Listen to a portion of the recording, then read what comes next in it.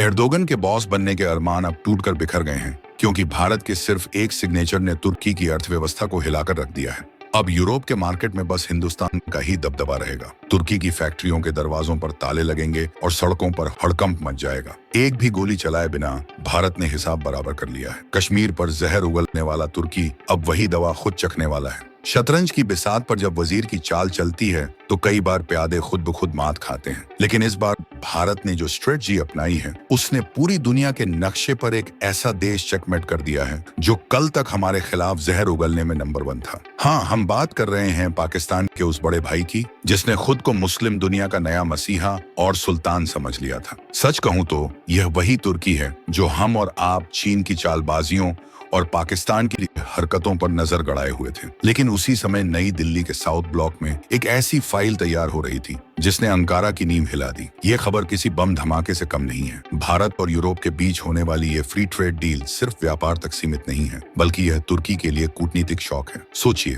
एक तरफ हैं यूरोप के 27 देश, दूसरी तरफ भारत का विशाल मार्केट जिसमें 140 करोड़ लोग शामिल हैं, और बीच में फंसा तुर्की। जो डील भारत के लिए इकोनॉमी को रॉकेट की रफ्तार देगी, वही तुर्की के राष्ट्रपति रजब तैयब अर्दन के अहंकार को पूरी तरह मिट्टी में मिला देगी। असल में इस समझौते में क्या लिखा गया है जिससे तुर्की पसीने पसीने हो गया है? कैसे यूरोपियन यूनियन तुर्की के लिए गले की फांस बन गया है? चलिए इसे आसान भाषा में समझते हैं। भारत और यूरोपीय यूनियन के बीच जो फ्री ट्रेड एग्रीमेंट FTA होने जा रहा है, उसके तहत भारत अपनी सारी प्रोडक्ट्स, चाहे कपड़े हों, गाड़ियां हों, मशीनरी हो या एग्रीकल्चरल सामान, यूरोप के मार्केट में बिना किसी कस्टम ड्यूटी के बेच सकेगा। यह भारत के लिए लगभग लॉटरी जीतने जैसा है, लेकिन तुर्की के लिए यह कोई बुरा सपना साबित होगा। तुर्की यूरोप के साथ लंबे समय से कस्टम यूनियन में बंधा हुआ है। इसका मतलब यह कि यूरोप अगर किसी तीसरे देश जैसे भारत के साथ फ्री ट्रेड डील करता है तो तुर्की को भी मजबूरन अपने दरवाजे उस देश के लिए खोलने होंगे, बिना किसी टैक्स के। लेकिन यहाँ असली गेम है। तुर्की को भारतीय सामान के लिए अपने दरवाजे खोलने होंगे,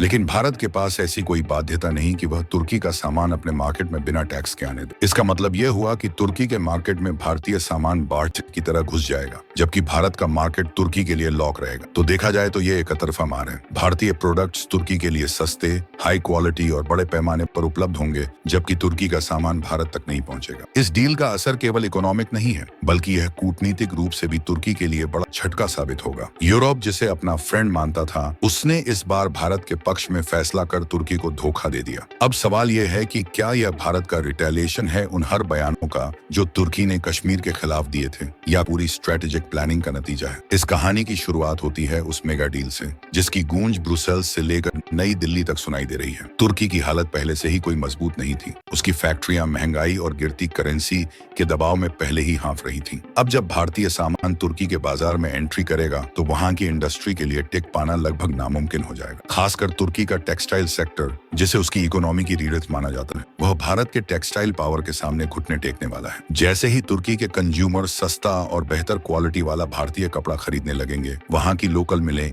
एक एक करके बंद होने लगेंगी। इसका सीधा असर बेरोजगारी पर पड़ेगा, इकोनॉमी और नीचे जाएगी, और इसका झटका सीधे सत्ता तक पहुंचेगा। यह ऐसा कूटनीतिक चक्रव्यूह है जिसमें तुर्की खुद फंस चुका है और अब निकलने का कोई आसान रास्ता नहीं बचा है। अब जरा पीछे चलते हैं। पिछले कुछ सालों को याद कीजिए। जब भी पाकिस्तान यूनाइटेड नेशंस यानी UN में कश्मीर का मुद्दा उठाता था तो सबसे ऊंची आवाज किस देश की सुनाई देती थी? तुर्की की। रजब तैयब एर्दोगन ने बार बार भारत की संप्रभुता पर सवाल खड़े करने की कोशिश की। पाकिस्तान को हथियार मिले, ड्रोन मिले और हर इंटरनेशनल प्लेटफॉर्म पर भारत के खिलाफ लॉबिंग होती रही। उस वक्त भारत ने न कोई शोर मचाया, न कोई सीधी धमकी दी। भारत खामोशी से अपनी इकोनॉमिक ताकत बढ़ाने में लगा रहा। और आज 2026 में उसी चुप्पी का जवाब मिल रहा है, बिना एक भी तीखा बयान दिए। तुर्की को भरोसा था कि उसकी जियोग्राफिकल पोजीशन और यूरोप के साथ पुराने रिश्ते उसे हर हाल में बचा लेंगे, लेकिन उसने यह नहीं सोचा था कि नया भारत अब अपनी शर्तों पर खेलता है। यूरोप इस समय चीन से परेशान है। उसे एक ऐसा पार्टनर चाहिए जो भरोसेमंद हो, स्टेबल हो और बड़ा मार्केट भी दे सके। यही वजह है कि यूरोप की नजर भारत पर टिकी है। यूरोप को भारत का विशाल बाजार चाहिए, इसलिए उसने तुर्की की आपत्तियों को साइड में रखकर भारत के साथ हाथ मिला लिया। तुर्की विरोध कर रहा है, बयान दे रहा है,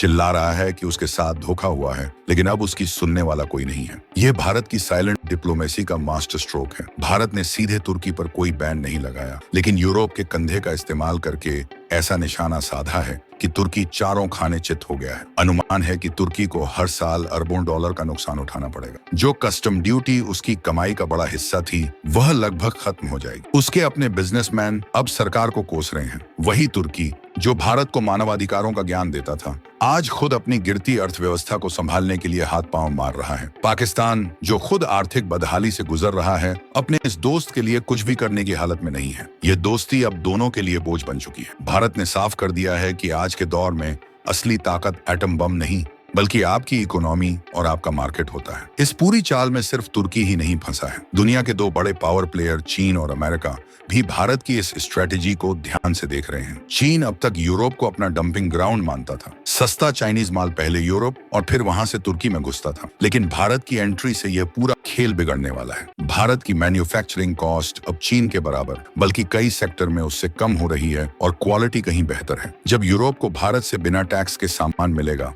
तो वह चीन से क्यों खरीदेगा? खास तौर पर टेक्सटाइल, लेदर और जेम्स एंड ज्वेलरी जैसे सेक्टर में भारत चीन को सीधी टक्कर देने वाला है। तुर्की जो खुद को टेक्सटाइल हब समझता था, अब भारत और चीन की इस लड़ाई में पूरी तरह हाशिए पर चला जाएगा। तुर्की चीन के बेल्ट एंड रोड इनिशिएटिव से फायदा उठाने की सोच रहा था, लेकिन भारत यूरोप डील ने उसके सपनों पर पानी फेर दिया। उधर अमेरिका भी इस पूरे घटनाक्रम को चुपचाप देख रहा है। अमेरिका और तुर्की के रिश्ते पहले से ही F-35 fighter jet S-400 missile system को लेकर तनाव में है। ऐसे में तुर्की का कमजोर होना अमेरिका के लिए भी फायदेमंद है। इसलिए अमेरिका इस पूरे खेल पर खुलकर कुछ नहीं बोल रहा, बस साइडलाइन से नजारा देख रहा है। भारत ने एक ही तीर से तीन शिकार कर लिए हैं। यूरोप के साथ ट्रेड बढ़ाकर अपनी इकोनॉमी को मजबूत किया, चीन के लिए यूरोप का बाजार मुश्किल बनाया और अपने कट्टर विरोधी तुर्की को आर्थिक तौर पर पंगु कर दिया। यही असली जियोपॉलिटिक्स है, जहां भावनाएं नहीं, सिर्फ दिमाग चलता है। आज तुर्की ऐसी हालत में फंस चुका है जहां या तो उसे यूरोप के साथ पुराना समझौता तोड़ना पड़ेगा, जो वह कर नहीं सकता क्योंकि उसकी आधी इकोनॉमी यूरोप पर टिकी है,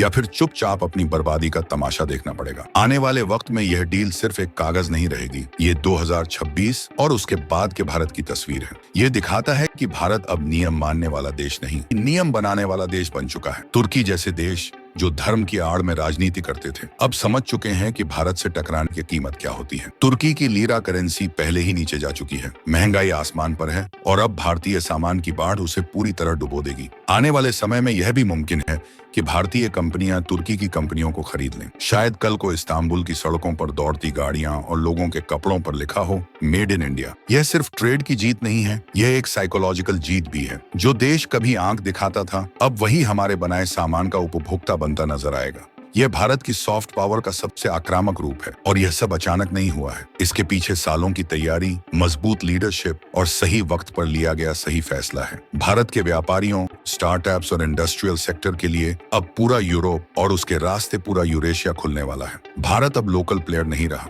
हम असली मायनों में ग्लोबल बन चुके हैं। तुर्की का रोना धोना शुरू हो चुका है, लेकिन तीर कमान से निकल चुका है। वापसी का रास्ता अब नहीं है। जो गड्ढा तुर्की ने पाकिस्तान के साथ मिलकर भारत के लिए खोदने की कोशिश की थी, आज वही गड्ढा उसके लिए कब्र बनता दिख रहा है। भारत यूरोप डील तुर्की के ताबूत में आखिरी कील साबित हो सकती है। अब सवाल आपसे है, क्या तुर्की भारत से माफी मांगकर डील की भीख मांगेगा या फिर वह अपनी बर्बादी की राह पर ही चलता रहेगा? नीचे कमेंट में अपनी राय जरूर लिखिए।